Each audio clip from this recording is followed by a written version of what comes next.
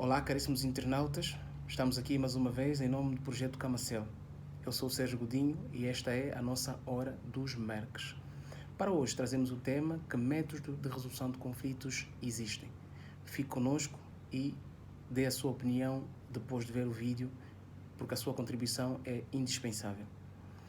Os métodos de resolução de conflitos são conhecidos fundamentalmente por duas siglas, que têm origem nos países anglófonos e nos países lusófonos.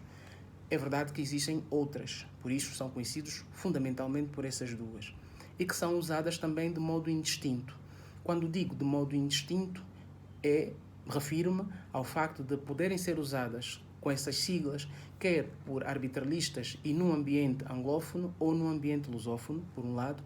Por outro lado, de modo indistinto também pelo significado que, do ponto de vista fundamental, elas têm.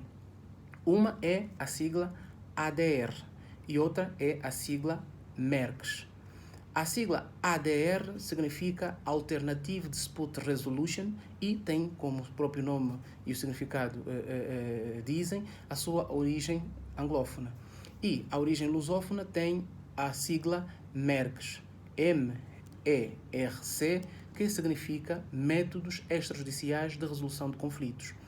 Essas siglas que representam também uma posição ou posicionamento tomado por vários segmentos, ou diferentes, pelo menos, segmentos diferentes da doutrina, em que, na discussão relativamente à questão de saber se estes métodos são alternativos, isto relativamente ao método tradicional judicial, ou se esses métodos, para além de serem alternativos ou não sendo alternativos, são métodos extrajudiciais de resolução de conflitos. Então se colocou essa discussão e alguns e muitos de nós tomamos posicionamentos tendo então aparecido essas duas correntes e essas duas siglas fundamentalmente ou bastante divulgadas. Nós somos apologistas, e aliás o nome do nosso programa diz exatamente isto.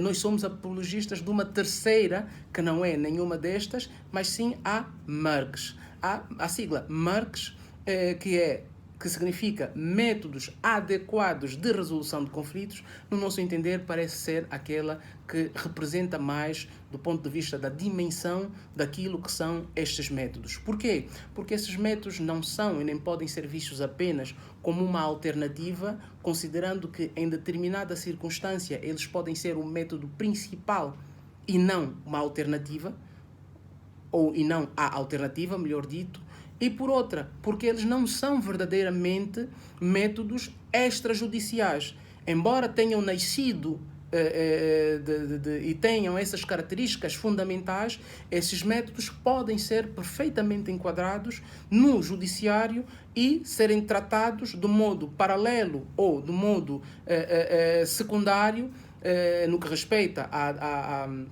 a cronologia dos procedimentos para a resolução de conflitos ao método judicial. Pelo que entendemos nós que estes métodos não podem ser considerados, no fundo, como alternativos, como sendo sua essência, tampouco como extrajudiciais, como sendo sua essência, porquanto eles, durante esses anos em que vêm sendo estudados, vêm sendo divulgados, fundamentalmente pela escola de Harvard, tomaram e desenvolveram determinadas posições e determinados estadios que não podemos, de forma alguma, considerá-los apenas como extrajudiciais, porque eles podem, sim, como dissemos inicialmente, integrar-se nos métodos judiciais de forma combinada e tampouco como alternativa, porque em muitos casos, na verdade, eles chegam a ser os métodos principais. E porquê? Porque nesses casos eles são os métodos adequados. Por outra, esses métodos e a sua classificação dependem ou são apresentadas fundamentalmente olhando para três critérios. Um primeiro critério é da intervenção de terceiro, intervenção ou não de um terceiro. Um segundo critério, que é o critério da solução consensual. Outro e terceiro critério é o critério da autonomia na formação da vontade. Nós escolhemos e apresentamos esses critérios como como nossos, né? Poderemos certamente encontrar a nível da doutrina outra forma de classificação destes critérios, com outras nomenclaturas, mas no fundo vão dizer exatamente a mesma coisa. E que métodos de resolução de conflitos são esses? Esses métodos são fundamentalmente 4. São eles a negociação ou renegociação, dependendo dos casos, a mediação, a conciliação e a arbitragem. Olhando para os critérios que nós avançamos, nós vamos diferenciar estes métodos em 3 grupos fundamentais, ou se calhar 2 grupos fundamentais, sendo que um tem uma subdivisão. Vamos encontrar os métodos autocompositivos e os métodos heterocompositivos. Dentro dos métodos heterocompositivos, encontraremos os métodos heterocompositivos não impositivos e o método heterocompositivo impositivo. Ora bem, como método autocompositivo, nós vamos encontrar exatamente a negociação. Por que a negociação é autocompositiva? Vamos olhar outra vez para aqueles 3 critérios que nós apresentamos a montante, estes critérios que definem exatamente a intervenção de um terceiro e vamos questionar se existe ou não existe a intervenção de um terceiro no ato de negociação ou de renegociação e vamos ver que fundamentalmente não. O ato de negociação ou renegociação, via de regra, acontece entre as partes e para que seja considerada efetivamente uma negociação ou renegociação, tem exatamente ter essa característica de serem as partes a promoverem e as partes a realizarem de per si esta forma de resolução do conflito em que não há, no caso, a intervenção de um terceiro.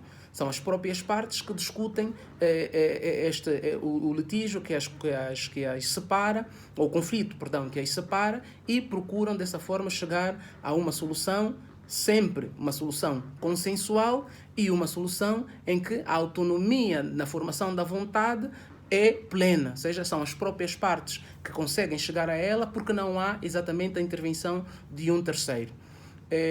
Nos métodos heterocompositivos não impositivos, nós vamos enquadrar a mediação e a conciliação. A mediação e a conciliação que serão, então, métodos heterocompositivos, porquanto no primeiro critério já há a intervenção de um terceiro. O mediador, o facilitador, aquele que aproxima as partes e preside todo o procedimento de mediação ou de conciliação no sentido de chegar a uma solução consensual, seja, que não é imposta às partes, essa solução é conseguida pela intervenção das próprias partes, com o trabalho das próprias partes e que se forma de modo voluntário, de modo autónomo pelas próprias partes. Ou seja, não há qualquer tipo de imposição. Mas há aqui um toque diferenciador entre a mediação e a conciliação. Sucede que na mediação o mediador é apenas um facilitador, é apenas um aproximador que vai, com o seu trabalho e os diferentes métodos usados e técnicas usadas na mediação, poder aproximar a parte, facilitar o diálogo entre as partes, de modo a promover com essa aproximação a resolução daquele diferendo, a resolução daquele conflito, daquela contradição, se quisermos, que separa as partes. Diferente do que acontece com a conciliação. Na conciliação, esse terceiro facilitador, que tem o nome de conciliador, quando na mediação ele tem o nome de mediador, já as partes a ele delegam poderes muito mais fortes, no sentido de quê? De poder apresentar para as partes uma proposta de solução. Ou seja, o conciliador é aquele terceiro que, olhando para os critérios que nós apresentamos inicialmente, que tem a intervenção no processo e o poder, ou a faculdade, de poder apresentar uma proposta de solução que deverá ser avaliada e analisada e devidamente ponderada pelas partes, para que, de modo consensual, possam chegar a um acordo, sendo que a formação da sua vontade e a manifestação da mesma é feita de modo voluntário, porém com a apresentação de uma proposta de solução feita pelo conciliador. Esta é a grande diferença entre a mediação e a conciliação, que nós podemos também encontrar na Lei de Mediação e Conciliação de Conflitos, a Lei Angolana de Mediação e Conciliação de Conflitos, e de facto é esta a posição, felizmente, que o legislador angolano tomou já em 2016, depois de ter tomado uma posição contrária, como todos sabemos, em 2015, na Lei Geral do Trabalho, mas que, de facto, entendemos nós que a posição apresentada pelo legislador em sede da Lei de Mediação e Conciliação de Conflitos seja aquela que deve ser adotada, porquanto esta é mais recente e nos parece, por uma questão de lógica, melhor trabalhada e com a intenção, de facto, de mudar aquilo que vem dito nas leis anteriores, não é? O outro método, seguindo aqui a classificação que nós apresentamos, seriam então os métodos, ou o método heterocompositivo impositivo. Ou seja, o método heterocompositivo impositivo, mais uma vez olhando para os critérios que nós apresentamos a montante, será aquele, em que há intervenção de terceiros ou de um terceiro, que a solução apresentada para a resolução do conflito não é uma solução consensual, daí a imposição, daí ser um método impositivo, e que a autonomia de vontade das partes ela é relevante, ela é importante, mas, no entanto, para a formação, a determinação dos procedimentos a seguir e também para a escolha deste método de resolução de conflitos. E aí nós vamos encontrar, de facto, a arbitragem. Dito de outro modo e resumindo, nós teríamos então 3 métodos de resolução de conflitos, como sendo a mediação, a conciliação e a arbitragem, sendo que nós teríamos os métodos de resolução de conflitos, claro, nós teríamos 4 métodos de resolução de conflitos. Queria dizer, nós teríamos os métodos autocompositivos, que é a negociação ou a renegociação. Teríamos os métodos heterocompositivos, e aí sim a mediação, e a conciliação e a arbitragem, sendo que nestes nós teríamos uma bifurcação entre os métodos heterocompositivos não impositivos, em que inseríamos mediação e conciliação, e os métodos heterocompositivos impositivos, no qual se insere a arbitragem. Então, estes são os métodos que certamente os colegas hão de ouvir e falar por diversas vezes, e nós estaremos aqui também para esclarecer, para trocar impressões, para contribuir com aquilo que for julgado mais pertinente e importante.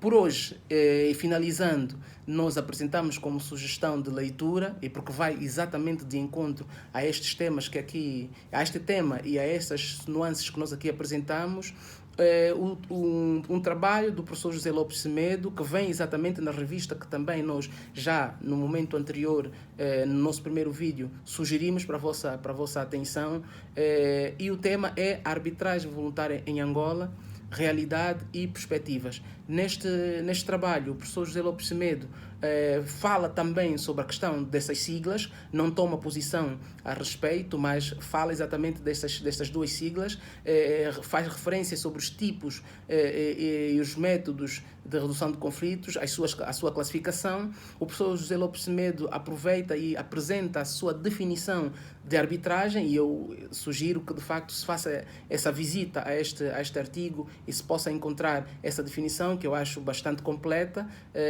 Fala também o professor José Lopes Semedo do histórico, faz uma resenha histórica sobre a arbitragem, a sua origem, e termina olhando de perto para a evolução, no caso angolano, desde a aplicação do Código de Processo Civil até a aprovação da Lei da Arbitragem Voluntária, sem, contudo, deixar de referir aqui os fatores ou os pontos mais importantes na análise que faz sobre a realidade atual. No caso atual, nos referimos a 2013, porque essa obra é de 2013, como é do conhecimento dos ilustres colegas, e as perspectivas de evolução. Acaba essa obra, o professor José Lopes Semedo, falando sobre a LAV, desconstruindo e apresentando aqui as nuances que a nossa lei da arbitragem voluntária apresenta nos seus 8 capítulos, nos seus 52 artigos, fazendo referência que, de facto, a nossa LAV vem e está concebida tendo como base a lei modelo do CNUDS, da UCITRAL, como quiserem, que é a Comissão das Nações Unidas para o Direito Comercial Internacional, para o Direito do Comércio Internacional, e também fala o professor José Lopes Semedo sobre a questão da constitucionalidade da arbitragem, deixando aí contribuições relevantes e inequívocas sobre, de facto, aquilo que é a constitucionalidade da arbitragem. Para hoje é o que temos. Esperamos por vocês nos próximos vídeos. Agradecemos o vosso apoio, agradecemos as contribuições que recebemos, as mensagens de encorajamento, e vamos continuar sim, e esperando que vocês assistam os nossos vídeos, partilhem os nossos vídeos, nos apresentem sugestões, críticas, pautas novas, para que possamos então ir de encontro àquilo que efetivamente são as vossas preocupações e necessidades. Isso apresentado olhando para aquela que é a nossa finalidade última: aumentar a cultura arbitral angolana. Muito obrigado e estamos juntos.